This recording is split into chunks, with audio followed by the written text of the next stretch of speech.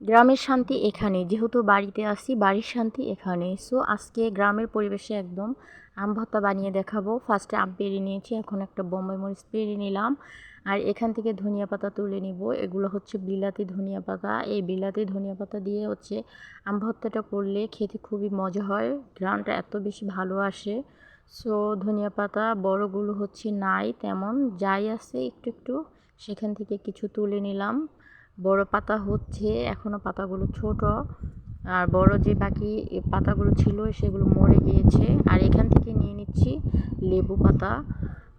লেবু পাতা, বিলাতি ধনিয়া পাতা আর বোম্বাই মরিচ দিয়ে আম ভর্তা বানালে এত বেশি মজা হয় খেতে, ভীষণ মজা লাগে। আর ছোটোবেলায় যে এইগুলো যে এত করতাম। তো ফাইনালি লেবু পাতা ধনিয়া পাতা চিরা হয়ে গেছে, এখন হচ্ছে চলে যাচ্ছি আমটা ভর্তা বানাবো।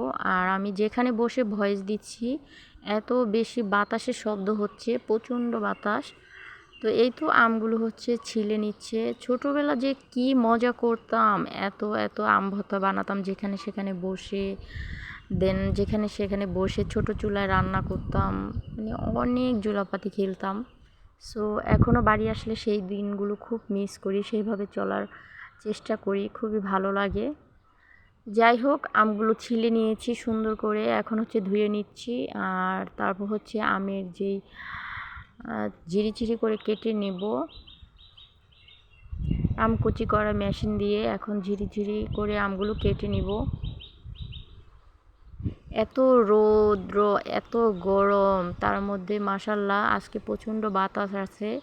গ্রামে প্রচুর বাতাস, বাতাসের কারণে অনেকটা আর কি শান্তি খুঁজে পাই, আর নয়তো হয়তো মারা যাওয়ার অবস্থাই হতো, এত রোদ এত গরমের মধ্যে।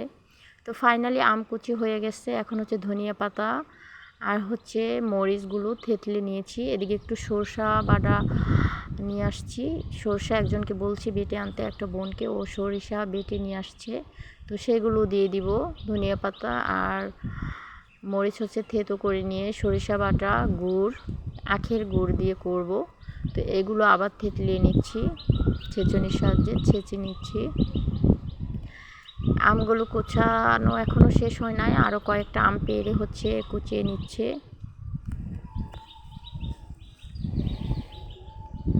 তো ফাইনালি আমগুলো কুচানো হয়ে গেছে, এখন আলাদা একটা পাত্রতে নিয়ে দেন এখন এক এক করে সব কিছু মিশিয়ে নিব। ফার্স্টে হচ্ছে লেবু পাতা নিয়ে নিলাম, লেবু পাতাগুলি একটু চিড়ে দিব যাতে ফ্লেভারটা বের হয়, ঘ্রাণটা বের হয়। এখন নিয়ে নিব যে গুড়, ধনিয়া পাতা আর বোম্বাই মরিচ, সরিষা বাটা থেতলিয়ে নিয়েছি সেগুলো দিব। আগে ফার্স্টে হচ্ছে একটু বিট লবণ আর কিছু মরিচের গুঁড়ো দিয়ে দিলাম।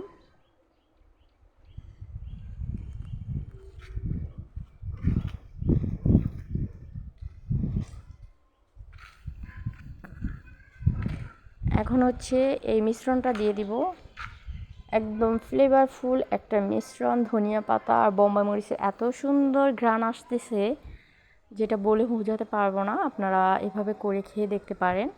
এখন সুন্দর করে হচ্ছে মাখিয়ে নিচ্ছি, আমার জিভে কিন্তু পানি চলে আসছে। মাখাতে মাখাতে বোনকে বলছি একটা কলা পাতা নিয়ে আসতে, তো ও হচ্ছে কলা পাতা আনতে গেছে। কলা পাতাটা আমি সুন্দর করে হচ্ছে ধুয়ে একটু পরিবেশন করে আপনাদেরকে দেখাবো। এত মজা হয়েছে, অনেক লোক দাঁড়িয়ে আছে খাওয়ার জন্য, বাট ফার্স্টে আমরা একটু ট্রাই করে দেখছি, দারুণ মজা হয়েছে। চাইলে আপনারা এভাবে বানিয়ে খেতে পারেন, সত্যি অনেক মজা হয়েছে। তো আজকের মতো এই পর্যন্তই, সবাই ভালো থাকুন, আল্লাহ হাফিজ।